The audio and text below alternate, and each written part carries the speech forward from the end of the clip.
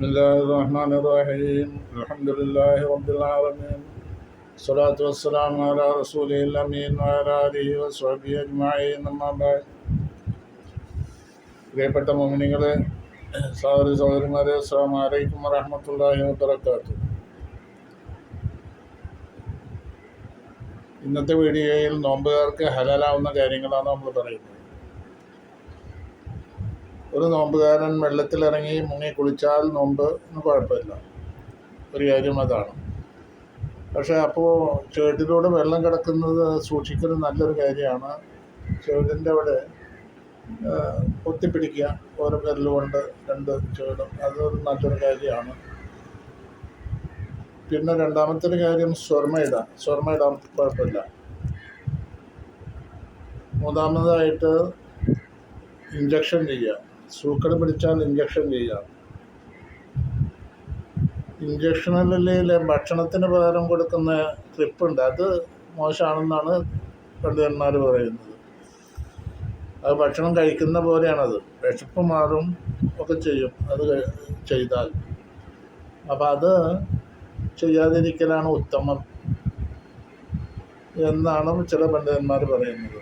ഏതായാലും ഇഞ്ചക്ഷൻ ചെയ്യാം, മരുന്ന് രോഗം മാറാൻ വേണ്ടി. പിന്നെ നാലാമതായിട്ട് കൊതു എടുക്കുമ്പോൾ വായിൽ വെള്ളം കൊപ്പിളിക്കാം, മൂക്കിൽ വെള്ളം കയറ്റി ചുറ്റാം. മൂക്കിൽ വല്ലാതെ അങ്ങോട്ട് കയറ്റരുത് വെള്ളം, അത് പറയാണ്. കൂടുതൽ സൂക്ഷ്മത പാലിക്കുക എന്നർത്ഥം. പതിർസാദ് വെളിപ്പെടുന്നത് വരെ നോമ്പുകാർക്ക് ഭക്ഷണം കഴിക്കാം, വെള്ളം കുടിക്കാം എന്നുള്ളത് എല്ലാവർക്കും അറിയാവുന്ന കാര്യമാണ്, അങ്ങനെ ചെയ്യാം. പക്ഷേ ഹൈദിന് ഭാഗത്തുള്ള സ്ത്രീകൾ അവരുടെ രക്തം നിന്ന് കഴിഞ്ഞാൽ നോമ്പ് നോക്കുന്നതുകൊണ്ട് വിരോധമില്ല. കുളിച്ച് ശുദ്ധിയാകാൻ വേണ്ടി കാത്തു നിൽക്കേണ്ടതില്ല എന്നർത്ഥം.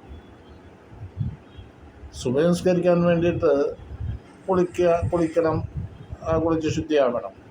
അപ്പോൾ രാത്രി രക്തം നിന്ന് സ്റ്റോപ്പായി കഴിഞ്ഞാൽ രാവിലെ എഴുന്നേൽക്കുമ്പോൾ നോമ്പുകാരിയായിട്ട് എഴുന്നേൽക്കാം,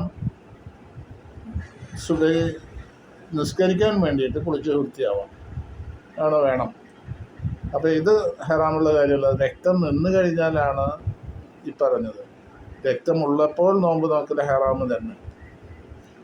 ഇതേ നിയമം തന്നെയാണ് വലിയ അശുദ്ധിയുള്ള ഒരു പുരുഷന്.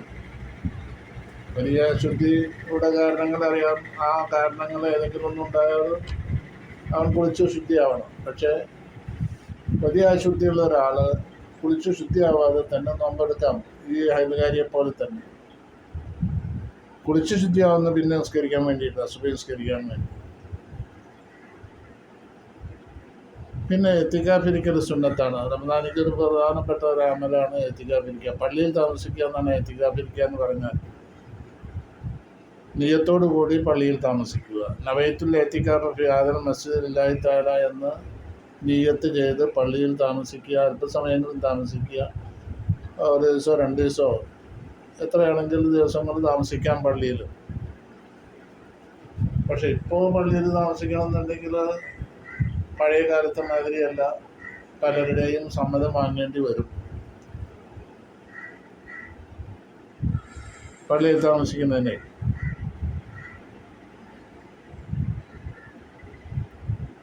റസൂൽ സല്ലല്ലാഹു അലൈഹി വസല്ലമ റമദാൻ്റെ അവസാനത്തെ 10-ൽ 21-22 മുതൽക്കുള്ള അങ്ങനെ 10 ദിവസം പള്ളിയിൽ എത്തിക്കാഫ് ഇരിക്കാറുണ്ടായിരുന്നു. പിന്നെ എത്തിക്കാഫ് വാജിബായ എത്തിക്കാഫുണ്ട്, സുന്നത്തായ എത്തിക്കാഫുണ്ട്. സുന്നത്തായ എത്തിക്കാഫ് എന്ന് പറഞ്ഞാൽ ഒരാൾ ഞാൻ ഈ പള്ളിയിൽ എത്തിക്കാഫിരിക്കാൻ കരുതി എന്ന് മനസ്സിൽ കരുതിയാൽ എത്തിക്കാഫായി, അത് സുന്നത്തായ എത്തിക്കാഫാണ്. നിർബന്ധമായ എത്തിക്കാഫ് എന്ന് പറഞ്ഞാൽ എത്തിക്കാഫിരിക്കാൻ നേർച്ചയാക്കുക. നദർത്തുൽ എത്തിക്കാഫ് ഫി ഹാദൽ മസ്ജിദ് ലില്ലാഹി തആല എന്ന് ഒരാൾ നേർച്ചയാക്കിയാൽ എത്തിക്കാഫായി. പിന്നെ എത്തിക്കാഫിരിക്കുമ്പോൾ ഞാൻ വാജിബായ എത്തിക്കാഫ് ഇരിക്കാൻ ഞാൻ കരുതി എന്ന് നിയത്ത് ചെയ്യാം. വാജിബായ ഇത്തിക്കാഫ് എന്ന് പറയുന്നത് വേറൊരു നിലക്കുണ്ട്.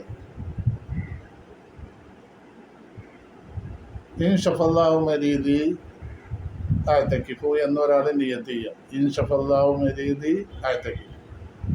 എൻ്റെ രോഗി ഇപ്പോൾ എൻ്റെ രോഗി എന്ന് പറഞ്ഞാൽ വല്ല മക്കളാവാം, വേറെ ആരെങ്കിലും ആവാം. എൻ്റെ രോഗിയെ അള്ളാഹു ശിഫയാക്കിയാൽ ഞാൻ എത്തിക്കാഫിരിക്കും എന്നൊരാൾ നേർച്ചയാക്കിയാൽ ആ എത്തിക്കാഫ് ചെയ്ത് തീർക്കണം. അപ്പോൾ പക്ഷെ ഒരു കാര്യമുണ്ട്, ഈ രോഗം മാറിയാലേ എത്തിക്കാഫിരിക്കണം. ഇത് ഷഫല്ലാഹു മരീദി എന്നല്ല പറഞ്ഞു. എൻ്റെ രോഗിക്ക് അള്ളാഹു ഷിഫ കൊടുക്കുകയാണെങ്കിൽ ഞാൻ എത്തിക്കാഫിരിക്കും എന്നാണ് അവൻ നേർച്ചയാക്കിയിട്ടുള്ളത്. അപ്പോൾ ആ നേർച്ച അനുസരിച്ച് രോഗം മാറിയാൽ എത്തിക്കാഫിരിക്കണം, അത് വാജിബാണ്. പിന്നെ നേർച്ചയാക്കവർ എന്നാണെന്നില്ല, രോഗം മാറിയെന്നോ കണ്ടീഷനൊന്നുമില്ല. അങ്ങനെ മുഅല്ലഖായ എത്തിക്കാഫ് എന്ന് പറഞ്ഞാൽ ഒരു കണ്ടീഷണബിൾ ആവുക. അൺകണ്ടീഷണലി ആണ് മറ്റൊരു എത്തിക്കാഫ് ഉള്ളത്, നേർച്ചയാക്കുന്ന എത്തിക്കാഫ്. ആ എത്തിക്കാഫ് നേർച്ചയാക്കിയതനുസരിച്ച് നദർത്തുൽ എത്തിക്കാഫ് യാദൽ മസ്ജിദ് അല്ലാഹു തആല എന്ന് നിയ്യത്ത് ചെയ്താൽ എത്തിക്കാഫ് ഇരിക്കണം അവൻ, അത് നിർബന്ധമാണ്. അത് രോഗം മാറുന്നതുമായിട്ട് ബന്ധമൊന്നുമില്ല, അങ്ങനെ ഒരു കാര്യം അവൻ പറഞ്ഞിട്ടില്ല, അതുകൊണ്ട് അത് വേണ്ട ആവശ്യമില്ല. അപ്പോൾ രോഗം മാറാൻ പോലെയുള്ള കാര്യങ്ങളുമായി ബന്ധപ്പെട്ട് എത്തിക്കാഫിരിക്കാമെന്ന് നിയ്യത്താക്കിയാൽ അതൊരു നിർബന്ധമായ എത്തിക്കാഫാണ്. അല്ലാതെ നേർച്ചയാക്കിയ എത്തിക്കാഫും നിർബന്ധമായ എത്തിക്കാഫാണ്. ഇത് രണ്ടും അല്ലാത്ത എത്തിക്കാഫുകൾ സുന്നത്തായ എത്തിക്കാഫുമാണ്. ഇങ്ങനെ 3 തരം എത്തിക്കാഫിനെ പറ്റി പറഞ്ഞു. ഇത് ഏതായാലും റമദാൻ മാസത്തിൽ ഇങ്ങനെ എത്തിക്കാഫ് ഇരിക്കുക എന്നുള്ളത് വലിയ ഒരു ഇബാദത്തുമാണ്, വലിയ നന്നായി പ്രതിഫലമുള്ള കാര്യമാണ്. ഇനി വേറൊരു കാര്യമുള്ളത് സ്വലാത്തു തറാവീഹാണ്. റമദാൻ മാസത്തിലെ ഏറ്റവും പുണ്യമായ ഒരു അമല് തറാവീഹ് നിസ്കാരമാണ്. തറാവീഹ് നിസ്കാരം 20 റക്അത്താണ്. ഈ 2 റക്അത്ത് നിസ്കരിച്ച് സലാം വീട്ടലാണ് സാധാരണ ചെയ്യാറുള്ളത്. 4 റക്അത്ത് കൂടുമ്പോൾ സഹാബികൾ റസൂലിൻ്റെ കാലത്ത് സഹാബാക്കൾ നിസ്കരിച്ചു, അതിന് ശേഷമുള്ള താബിയങ്ങൾ എല്ലാവരും നിസ്കരിച്ചു. അവരെല്ലാവരും ചെയ്തിരുന്ന ഒരു കാര്യമുണ്ട്, 4 റക്അത്ത് വലിയ വലിയ സൂറത്തുകളൊക്കെ അവർ ഓതുന്നു. അങ്ങനെ സൂറത്തുകൾ ഓതി നിസ്കരിക്കുമ്പോൾ വലിയ ക്ഷീണം വരും. അങ്ങനെ ക്ഷീണം വന്നാൽ അല്പം വിശ്രമിക്കേണ്ട ആവശ്യം വരും. ചിലരുടെ റസൂൽ സല്ലല്ലാഹു അലൈഹി വസല്ലം നിസ്കരിച്ചിട്ട് കാലിൻ്റെ മുകളിൽ നീര് വന്നു എന്ന് പറഞ്ഞിട്ട് ഉള്ള കാര്യങ്ങളൊക്കെ നമ്മൾ പദ്യത്തിലൂടെയും ഗദ്യത്തിലൂടെയും മനസ്സിലാക്കിയുള്ള ആളുകളാണ്. ഇമാം ബൂസീരി പറയുന്ന വലംതു സുന്നത്തമൻ അഹിയല്ലാമയില അനിഷ്ടക്കത്ത് കഥമാവുള്ളവരും പറഞ്ഞു. റസൂല് നിസ്കരിച്ചിട്ട് കാലുകളൊക്കെ നീര് വന്ന് വീർത്തുപോയി എന്നാണ് ഇമാം ബൂസീരി അവിടുത്തെ കവിത ബുർദ എന്ന കവിതയിൽ പറയുന്നു. അപ്പോൾ ഈ നിന്ന് നിസ്കരിച്ചിട്ട് കാലം നീര് വരുന്ന എങ്ങനെ വളരെ സുദീർഘമായ ആയത്തുകളൊക്കെ ഖുർആനൊക്കെ സൂറത്തുകൾ ഓതിയിട്ട് അവർ ക്ഷീണിച്ചു വരിക. അങ്ങനെ ക്ഷീണിച്ചു വരുന്നത് തറാവീഹിൽ സർവ്വസാധാരണ കാര്യമാണ്. ചിലയിടത്തൊക്കെ ഒരു ജുസ് തറാവീഹിൽ തീർക്കും. അത് നമ്മുടെ പരിസര പ്രദേശങ്ങളിൽ തന്നെ അങ്ങനെ ഉണ്ട്. ഒരു ജുസ് ഖുർആൻ ഓതി തീർക്കുക ഏറ്റവും കുറഞ്ഞൊരു കാര്യമാണ്. ഒരു ജുസ് തീർക്കുമ്പോഴേക്കും പിന്നീട് ബാക്കിൽ നിൽക്കുന്നവർക്കൊക്കെ മടി വരും. അപ്പോൾ നോമ്പ് ആദ്യത്തെ നോമ്പിലൊന്നും ഉണ്ടാവില്ല, 2, 3 കഴിഞ്ഞാൽ പിന്നെ ക്ഷീണമായി, അല്ലാതെ നിൽക്കാനൊന്നും കഴിയില്ല. അപ്പോൾ ആ സമയത്തും പോലും ഒരു ജുസ് ഖുർആൻ തീർക്കൽ നമ്മുടെ പരിസര പ്രദേശങ്ങളിലുള്ള പള്ളികളിലൊക്കെ പലയിടത്തുണ്ട്. അതിൽ കൂടുതൽ വലിയ സൂറത്തുകളാണ്. നബിയുടെ കാലത്തൊക്കെ അവർ സഹാബാക്കളും മറ്റുള്ള താബിയങ്ങൾ പണ്ഡിതന്മാരൊക്കെ വലിയ സൂറത്തുകൾ ഓതിയിട്ടായിരുന്നു തറാവീഹ് നിസ്കാരം നടത്തിയിരുന്നത്. അപ്പോൾ അവർക്ക് ക്ഷീണം സ്വാഭാവികമാണ്. ഈ ക്ഷീണം വരുമ്പോൾ 4 റക്അത്ത് കൂടുമ്പോൾ അവർ റാഹത്തെടുക്കലുണ്ടായിരുന്നു, അവർ വിശ്രമിക്കുക. ഇങ്ങനെ വിശ്രമിക്കുക എന്നുള്ള ഇതിൽ നിന്നാണ് ഇസ്തിറാഹ തറാവീഹ് എന്നുള്ള വാക്ക് വന്നത്. അപ്പോൾ തറാവീഹ് എന്ന് പറഞ്ഞാലും ഖിയാമുൽ ലൈൽ എന്ന് പറഞ്ഞാലും ഒരേ ഉദ്ദേശം തന്നെ, ഒരേ അർത്ഥം തന്നെ. ഖിയാമുൽ ലൈൽ എന്നും പേരുണ്ട് ഈ തറാവീഹ് നിസ്കാരത്തിന്. തറാവീഹ് എന്ന് പേര് വന്നത് ഇപ്പം നേരത്തെ പറഞ്ഞ ക്ഷീണിച്ചപ്പോൾ റാഹത്തെടുക്കുന്ന നിസ്കാരം, വിശ്രമിക്കുന്ന, ഇടയ്ക്ക് വിശ്രമിക്കേണ്ടുന്ന നിസ്കാരം എന്നൊക്കെയാണ് അതിന് ഉദ്ദേശം നമ്മൾ മനസ്സിലാക്കേണ്ടത്. ഏതായാലും 4 റക്അത്ത് കൂടുമ്പോൾ വിശ്രമിക്കുകയും അതിലിപ്പോൾ നമ്മൾ ഇവിടെ തസ്ബീഹ് ചൊല്ലുന്നുണ്ട്, അല്ലാഹുമ്മ സ്വല്ലി അലാ മുഹമ്മദ് വഅലാ ആലി മുഹമ്മദ്, സ്വലാത്ത് ചൊല്ലുന്നുണ്ട്. അതിൻ്റെ ഇടയ്ക്കുള്ള സമയം 4 റക്അത്ത് കഴിഞ്ഞാൽ ആ വിശ്രമിക്കുന്ന സമയത്ത് ഒരു സ്വലാത്ത് ചൊല്ലുക എന്ന് അതിനുള്ളൂ, അല്ലാതെ നിർബന്ധമായ കാര്യമൊന്നുമല്ല. സ്വലാത്ത് തറാവീഹ് തന്നെ സുന്നത്താണ്. കൂടുതൽ ആരും നിസ്കരിച്ചാൽ അവർക്ക് കൂടുതൽ പ്രതിഫലം കിട്ടും, കുറവ് നിസ്കരിച്ചവർക്ക് കുറഞ്ഞ പ്രതിഫലമുള്ളൂ. ഏതായാലും തറാവീഹ് നിസ്കാരം 20 റക്അത്താണ് നമ്മളെല്ലാം നിസ്കരിക്കാറ്. അപ്പോൾ അതിൽ അല്ലാഹു നിലനിർത്തി തരട്ടെ എന്ന് നമുക്ക് പ്രത്യാശിക്കാം, പ്രാർത്ഥിക്കാം. പിന്നെ കുറവ് നിസ്കരിക്കുന്നവർ അതനുസരിച്ച് അവരുടെ ചിന്താഗതി അനുസരിച്ച് നിസ്കരിച്ചോട്ടെ, അതിനിപ്പോൾ തർക്കമൊന്നുമില്ല. ഏതായാലും 20 നിസ്കരിക്കാൻ നമുക്ക് ഒരു കാര്യം പറയാതിരിക്കാൻ വയ്യ. 20 നിസ്കരിക്കുന്ന ചരിത്രം നമ്മൾ കേട്ടിട്ടുണ്ട്. 20 അതിൽ കൂടുതൽ നിസ്കരിക്കുന്ന ചരിത്രമാണ് നമ്മൾ കേട്ടിട്ടുള്ളത്. ഉമർ ബിൻ അബ്ദുൽ അസീസിൻ്റെ കാലത്ത് മദീനയിൽ നിസ്കരിച്ചിരുന്ന 36. ഞാൻ ഇങ്ങനെയുള്ള കുറച്ച് കാര്യങ്ങളെ സംബന്ധിച്ച് 36, 30, 20 കൂടുതൽ നിസ്കരിച്ച കുറേ സഹാബികളുടെയും മറ്റുള്ളവരുടെയും കാര്യങ്ങൾ ഞാനൊന്ന് വായിക്കാം. അത് എഴുതി വെച്ചിട്ടുള്ള കാര്യമാണ്. സഹാബത്തിൽ ഉമർ ബിൻ അബ്ദുൽ അസീസ് മദീനയിൽ ഭരണാധിപനായിരുന്ന ഒരു കാലമുണ്ട്. അന്ന് അവിടെ നടന്ന നിസ്കാരം 36 റക്അത്തായിരുന്നു നിസ്കരിച്ചിരുന്നത്, വിത്ർ 3, അപ്പോൾ 39. പിന്നെ ഷാഫി ഇമാം പറയുന്നത് മദീനയിൽ ഞാൻ ആളുകൾ നിസ്കരിക്കുന്നത് കണ്ടത് 39 റക്അത്ത് വിത്രോട് കൂടെ 39 റക്അത്ത് നിസ്കരിക്കുന്നതായിട്ടാണ് ഞാൻ കണ്ടതെന്ന് ഷാഫി റളിയല്ലാഹു അൻഹു പറയുന്നു. പിന്നെ മക്കയിൽ 23 റക്അത്ത് നിസ്കരിക്കുന്നതായിട്ടാണ് ഞാൻ കണ്ടതെന്ന് പറയുന്നത്. പിന്നെ തുർമിദി ഒരു റിപ്പോർട്ടിൽ പറയുന്നത് 41 റക്അത്ത് നിസ്കരിക്കുന്നത് ഞാൻ കണ്ടിട്ടുണ്ട്. ഓരോരുത്തരും നിസ്കരിക്കുകയല്ല, ഇത് സംഘടിതമായിട്ട് അവിടെ നടന്ന ജമാഅത്തുകളെ പറ്റിയാണ്. ഉമർ റളിയല്ലാഹു അൻഹു ഈ സംഘടിത ജമാഅത്ത് അറേഞ്ച് ചെയ്തതിന് ശേഷം ഉണ്ടായ കാര്യങ്ങൾ. അന്ന് മുതൽക്ക് അങ്ങനെ തറാവീഹ് ഒറ്റക്കാരും നിസ്കരിക്കാറില്ല, സംഘടിതമായിട്ട് തന്നെ ജമാഅത്തായിട്ടാണ് നിസ്കരിക്കൽ. അപ്പോൾ അതിന് ശേഷമാണ് ഇപ്പോൾ ഈ പണ്ഡിതന്മാരൊക്കെ ഇത് പറയുന്നത്. ഷാഫി ഇമാമൊക്കെ അതിൻ്റെ ശേഷം, ഉമർ റളിയല്ലാഹു അൻഹുവിന് ശേഷമുള്ള ഒരാളല്ലേ. ആ ഷാഫി ഇമാം പറഞ്ഞത് 39 റക്അത്ത് നിസ്കരിക്കുന്ന, മക്കയിലും 39 റക്അത്ത് നിസ്കരിക്കുന്നതായിട്ടാണ് ഞാൻ കണ്ടത്. തുർമിദി പറയുന്നത് ഹദീസിൻ്റെ വലിയ മുഹദ്ദിസാണ് തുർമിദി. അദ്ദേഹം പറയുന്നത് 41 റക്അത്ത് നിസ്കരിക്കുന്നത് ഞാൻ കണ്ടിട്ടുണ്ട്. പിന്നെ അസ്വദ് ഇബ്നു യസീദ് പറയുന്നത് തറാവീഹ് 40 റക്അത്തും 7 റക്അത്തും വിത്ർ നിസ്കരിക്കുന്നതായിരുന്നു, അപ്പോൾ 47 റക്അത്ത്. പിന്നെ മാലിക് റളിയല്ലാഹു അൻഹു പറയുന്നത് ഈ നിലയിലായിരുന്നു റസൂലിൻ്റെ കാലം മുതൽ ഏകദേശം ഒരു 100 ചില്ലറ കൊല്ലങ്ങൾ ഈ നിലപാടിൽ നീങ്ങി എന്നാണ് പറഞ്ഞത്. മാലിക് റളിയല്ലാഹു അൻഹു രണ്ടാമത്തെ മുജ്തഹിദിൻ്റെ ഇമാമാണ്, മദ്ഹബിൻ്റെ ഇമാമാണ്. ആദ്യത്തെ അബൂ ഹനീഫ റളിയല്ലാഹു അൻഹു, രണ്ടാമത്തെ മാലിക് റളിയല്ലാഹു അൻഹു. പിന്നെ അപ്പം മാലിക് റളിയല്ലാഹു അൻഹു പറയുന്നത് 46 റക്അത്തും വിത്റും കൂടി 49 റക്അത്ത് ആയിരുന്നു എന്ന് പറയുന്നു. നാഫി പറയുന്നത് ജനങ്ങൾ നിസ്കരിച്ചിരുന്നതെന്ന് 39, 3, 42 റക്അത്തായിരുന്നു. പിന്നെ സറാറത്ത് ബിൻ അബി ഔഫ പറയുന്നത് ബസറയിൽ ബസറ എന്ന് പറഞ്ഞാൽ ഇറാഖിലെ ഒരു പ്രധാന പട്ടണമാണ്. ഞങ്ങൾ നിസ്കരിച്ചിരുന്നത് 34 റക്അത്തും വിത്റുമായിരുന്നു, 34 റക്അത്ത്.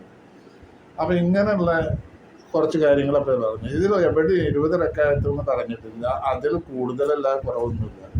എന്നാൽ ഒരു കാര്യം പറയാനുള്ളത്, അലി റളിയല്ലാഹു അൻഹു, ഉസ്മാൻ, ഉമർ റളിയല്ലാഹു അൻഹു, ഉസ്മാൻ റളിയല്ലാഹു അൻഹു, അലി റളിയല്ലാഹു അൻഹു, 3 പേരും ഖുലഫാഉർ റാഷിദീൽപ്പെട്ടവരാണ്.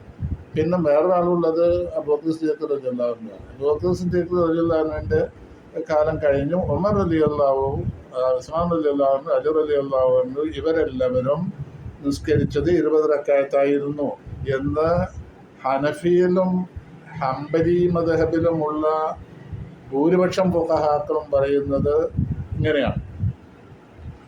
പിന്നെ നബിയുടെ സഹാബത്ത് മുഴുവൻ 20 റക്അത്തിൽ കുറയാതെ നിസ്കരിച്ചവരാണെന്ന് ഷാഫി റളിയല്ലാഹു അൻഹു പറഞ്ഞിട്ടുണ്ട്. അതുപോലെ തന്നെ തുർമുദി പറഞ്ഞിട്ടുണ്ട് ഇവരൊക്കെ. ഞാൻ മക്കയിൽ കണ്ടത് സഹാബാക്കളും മറ്റും 20 റക്അത്ത് നിസ്കരിക്കുന്നതാണ് കണ്ടത് എന്നാ ഷാഫി ഇമാം പറയുന്നത്. മാലിക് റളിയല്ലാഹു എന്ന് പറയുന്നത് തറാവീഹിൻ്റെ എണ്ണം വിത്തർ കൂടാതെ 30 റക്അത്താണ്. അപ്പം 36 റക്അത്തൊക്കെ നിസ്കരിക്കും. ഇപ്പം മാലിക് മദ്ഹബിൽ 36 പിന്നെ വിത്തറും ഇങ്ങനൊക്കെയാണ്.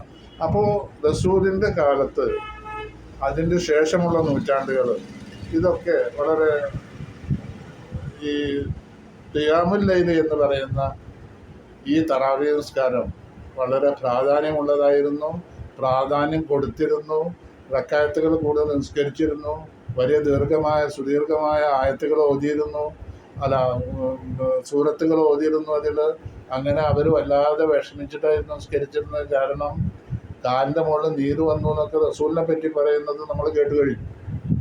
അത് തൂലുൽ ഖിയാമ് കൊണ്ടാണ്, വളരെ ദീർഘകാലം നിന്ന് നിസ്കരിച്ചത് കൊണ്ടാണ് കാലിൻ്റെ മുകളിൽ നീര് വന്നതൊക്കെ. അപ്പോൾ ഇത്തരം കാര്യങ്ങളൊക്കെ നമ്മൾ ഇതിൽ നിന്ന് മനസ്സിലാക്കി. ഇത് വേറൊരു കാര്യം കൂടി ചിന്തിക്കാനുണ്ട്. ഖൈറുൽ ഖുറൂനി ഖർനി സുമ്മല്ലദീന യലൂനഹും എന്ന് നബി സല്ലല്ലാഹു അലൈഹി വസല്ലം പറഞ്ഞത്. ഏറ്റവും നല്ല കാലഘട്ടം എൻ്റെ കാലഘട്ടം, ഞാൻ ജീവിച്ചിരിക്കുന്ന കാലഘട്ടമാണ്. നൂറ്റാണ്ടാണ് ഏറ്റവും നല്ല നൂറ്റാണ്ട്. പിന്നെ അതിനോടടുത്തത് അങ്ങനെ വരും.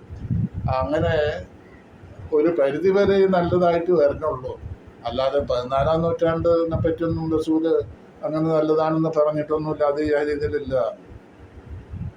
അപ്പം അങ്ങനെയുള്ള നൂറ്റാണ്ടുകളൊക്കെ കഴിഞ്ഞു പോയി. ആ നൂറ്റാണ്ടിൽ നിസ്കരിച്ചിരുന്നതൊക്കെയാണ് ഇപ്പോൾ ഈ 46-ഉം 36-ഉം 19-ഉം കുറേ ഞാൻ വായിച്ചല്ലോ. ഇതെല്ലാം ഫത്ഹുൽ ബാരിയിലുള്ളതാണ്. ഫത്ഹുൽ ബാരിയിൽ നിന്ന് പകർത്തി എഴുതിയിട്ട് ഞാനൊരു കടലാസിൽ എഴുതിയിട്ട് വായിക്കുകയാണ് ചെയ്യണത്. അല്ലാതെ ഞാൻ സ്വന്തമായി പറയല്ല. ഫത്ഹുൽ ബാരിയുടെ അടുത്ത് നോക്കിയാൽ ഇതൊക്കെ നിങ്ങൾക്ക് കാണാം. ഇപ്പോൾ ഞാൻ വായിച്ച കാര്യങ്ങളൊക്കെ നോക്കാൻ ഉദ്ദേശിച്ചവർക്ക് നോക്കി കാണാവുന്നതേ ഉള്ളൂ. അപ്പോൾ ഇത്തരം കാര്യങ്ങളൊക്കെ നമ്മൾ മനസ്സിലാക്കി. ഇപ്പോൾ നിസ്കരിക്കുന്ന 8 റക്അത്തിനെ സംബന്ധിച്ച് നമുക്കൊന്നും പറയാനില്ല. അത് പറഞ്ഞാൽ ഇപ്പോൾ എവിടെ എത്തുകയില്ല. അതിൻ്റെ പേരിൽ അതൊന്നും പറയാനില്ല. 20 റക്അത്ത് നിസ്കരിക്കുക എന്നുള്ളത് ഒരു ഖിയാമുൽ ലൈൽ എന്നൊക്കെ പറഞ്ഞാൽ ഇപ്പോൾ 8 റക്അത്ത് എന്ന് പറയുന്നത് നമ്മൾ ഈ രാത്രി മാത്രമല്ല നിസ്കരിക്കുന്നത്. നമ്മൾ ദുഹറിൻ്റെ അസറിന് ശേഷം 4 റക്അത്ത് റവാത്തിബ് സുന്നത്ത് നിസ്കരിക്കുന്നു. അത് റമദാനിൽ നിസ്കരിക്കുമ്പോൾ എത്ര റക്അത്തായി? 12 റക്അത്ത് അവിടെ തന്നെ. പിന്നെ ഇപ്പോൾ 8 റക്അത്ത് നിസ്കരിക്കുന്നത്. അപ്പോൾ അത്തരം കാര്യങ്ങളൊന്നും ഇപ്പോൾ ഞാൻ പ്രവേശിക്കുന്നില്ല. അതിനെ സംബന്ധിച്ച് പറയണമില്ല. ഇത്രയാണ് ഇതിനെ സംബന്ധിച്ച് പറയാനുള്ളത്. അല്ലാഹു തആല സത്യം മനസ്സിലാക്കി ജീവിക്കാനുള്ള തൗഫീഖ് തരട്ടെ എന്ന് മാത്രം ദുആ ചെയ്തുകൊണ്ട് ഈ ഭാഗം ഇങ്ങനെ അവസാനിപ്പിക്കുന്നു. ഒരു വീഡിയോ കൂടി നോമ്പ് സംബന്ധിച്ച് ഉണ്ടായിരിക്കും ഇൻഷാ അല്ലാഹ്. അത് പിന്നീട്. അസ്സലാമു അലൈക്കും വറഹ്മത്തുള്ളാഹി വബറകാതുഹു.